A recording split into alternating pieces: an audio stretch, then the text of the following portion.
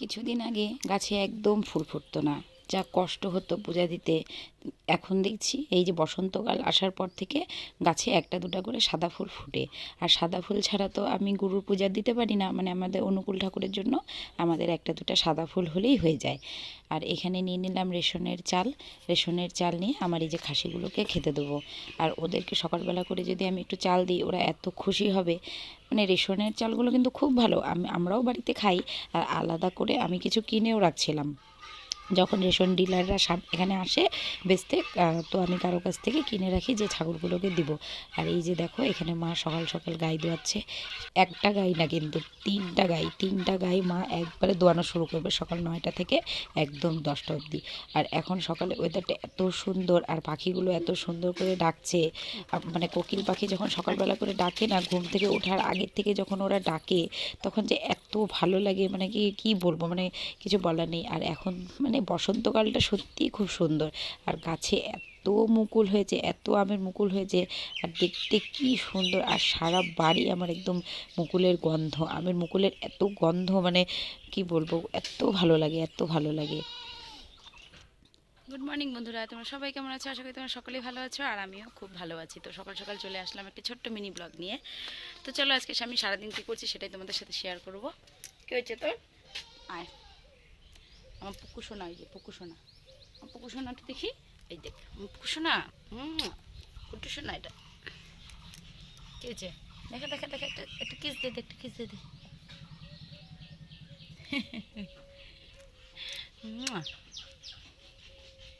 তো সকাল সকাল এখানে হচ্ছে আমার চা বসানো হয়ে গেল, তার সাথে ভাতও বসানো হয়ে গেল।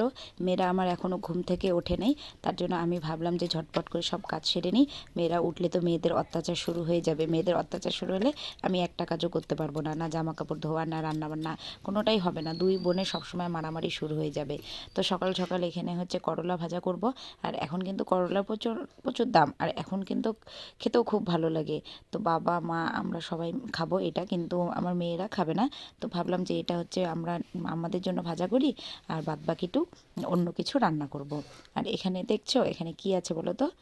বলতে পারবে না। চলো আমি দেখাচ্ছি তোমাদেরকে এখানে কি আছে। এই দেখো, বুঝতে পারছো এগুলো কি? এগুলো কিন্তু শুটকি মাছ। কিসের শুটকি মাছ?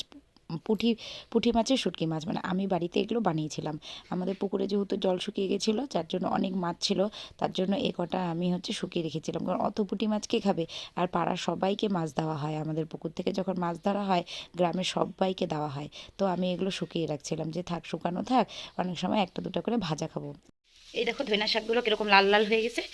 অনেক দিন আগেই বাজার থেকে আনলাম, মাকে বললাম মা একটু বাটা করো, মা বাটা করলো না। তো মা না করলে তো খেয়েছে, আজকে আমি বাটা করবো। আর আমার বড় মেয়ে ধনা শাকের বাটা খুব ভালোবাসে, ধনা পাতার বাটা।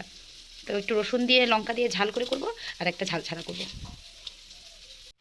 এখানে আমি কত গাছ ফেলাইছি। হ্যাঁ, কি করলি গাছগুলো সব? যা, ফুল গাছ নষ্ট করে। আয় আয় আয় আয়, খালি শয়তানি না? কোন দিক দিয়ে ঢুকলি তুই?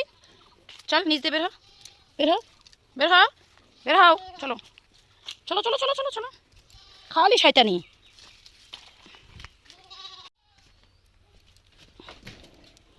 সর, আমি তো উপরে যাবো। ডিম পারছে কিনা দেখি। আগের দিন তোমাদের ডিমের জায়গাটা ভালো করে দেখাতে পারি নাই। এই যে সকালবেলায় ডিম পারছে, তো চলো ডিমটা নিয়ে যাই।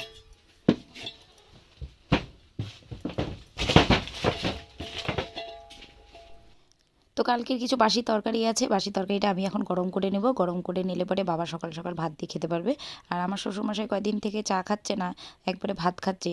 আর সারাদিন মাঠে কাজ করে, যার জন্য ভাবে যে একবারে ভাতটা খেয়ে গেলে কি বাবার একটু সুবিধা হয়, কারণ আবার মাঠে থেকে আসা, আবার খাওয়া, আবার যাওয়া অনেক কষ্ট হয়ে যায়। তো এখানে আমার রান্নাবান্না হয়েই গেল। এই যে বতুয়া শাক ভাজা, আর এখানে হচ্ছে ডাঁটা দিয়ে মাছের ঝোল করব। মাছ ছিল, ডাঁটা কাটলাম বাজার থেকে, হাটের থেকে ডাঁটা আনা হয়েছিল, আর ডাঁটাগুলো খুব সুন্দর কচি। আর মাছ ভাজাও করে নিচ্ছি। মেয়েদের জন্য দুটো মাছ ভাজা রেখে দেবো, আর কিছুটা মাছ হচ্ছে ঝোলে দিয়ে দেবো।